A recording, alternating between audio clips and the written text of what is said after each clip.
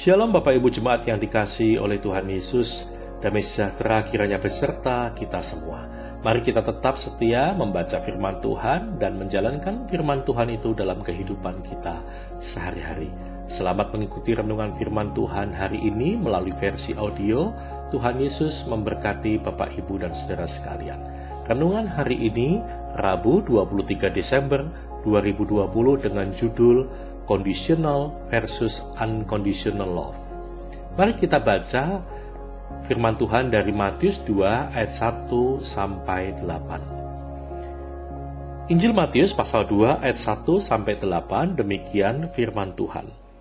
Sesudah Yesus dilahirkan di Betlehem di tanah Yudea, pada zaman Raja Herodes, datanglah orang-orang Majus dari timur ke Yerusalem dan bertanya-tanya, di manakah dia raja orang Yahudi yang baru dilahirkan itu? Kami telah melihat bintangnya di timur dan kami datang untuk menyembah dia. Ketika Raja Herodes mendengar hal itu, terkejutlah ia beserta seluruh Yerusalem. Maka dikumpulkannya semua imam, kepala, dan ahli Taurat bangsa Yahudi. Lalu dimintanya keterangan dari mereka, di mana Mesias yang akan dilahirkan. Mereka berkata kepadanya, di Betlehem di tanah Yudea, karena demikian ada tertulis dalam kitab Nabi. Dan engkau Betlehem, tanah Yudea, Yehuda, engkau sekali-kali bukanlah yang terkecil di antara mereka yang memerintah Yehuda. Karena daripadamu akan bangkit seorang pemimpin yang akan menggembalakan umatku Israel. Lalu dengan diam-diam, Herodes memanggil orang-orang Majus itu dan dengan teliti bertanya kepada mereka, bila mana bintang itu nampak. Kemudian ia menyuruh mereka ke Betlehem, katanya, pergi dan selidikilah dengan seksama hal-hal mengenai anak itu, dan segera sesudah kamu menemukan dia, kabarkanlah kepadaku supaya aku pun datang menyembah dia.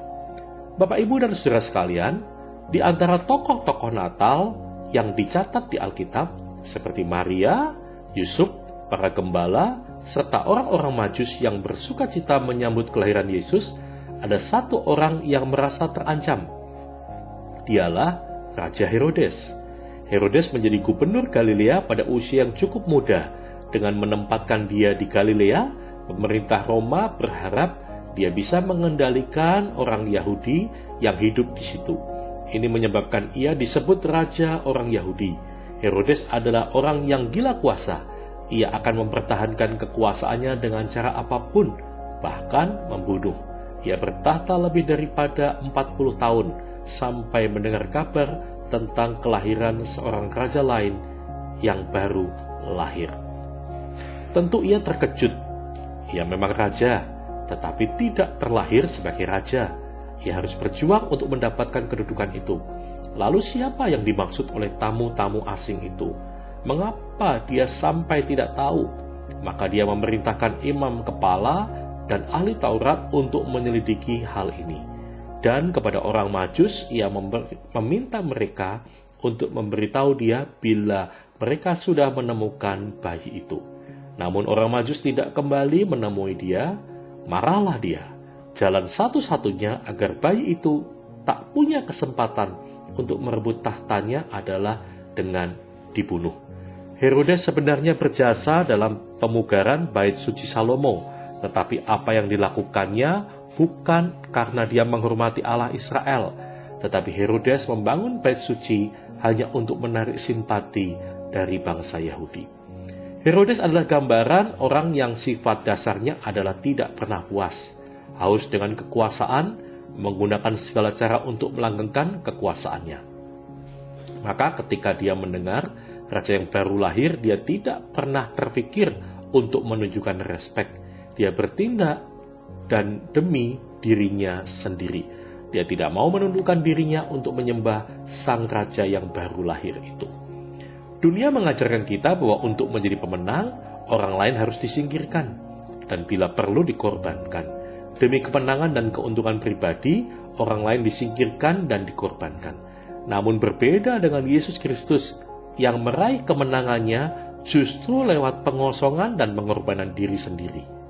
Yesus adalah Allah yang sejati dan manusia sejati. dalam inkarnasi menjadi manusia, Yesus sepenuhnya tetap Allah dan manusia pada waktu bersamaan.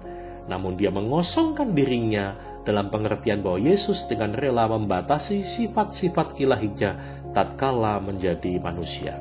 Di momen Natal ini, mari kita lihat hati kita dan temukan sifat-sifat Herodes yang tersembunyi. Adakah sifat lebih suka memerintah dibanding melayani? Lebih suka memiliki dibanding memberi? Lebih suka dihormati daripada menghormati? Lebih melihat orang lain sebagai ancaman dibandingkan sebagai pribadi yang berharga di mata Allah. Kiranya Tuhan menolong kita untuk menjadi seperti Yesus yang rela berkorban dan mengasihi tanpa syarat, bukan kasih yang bersyarat. Amin.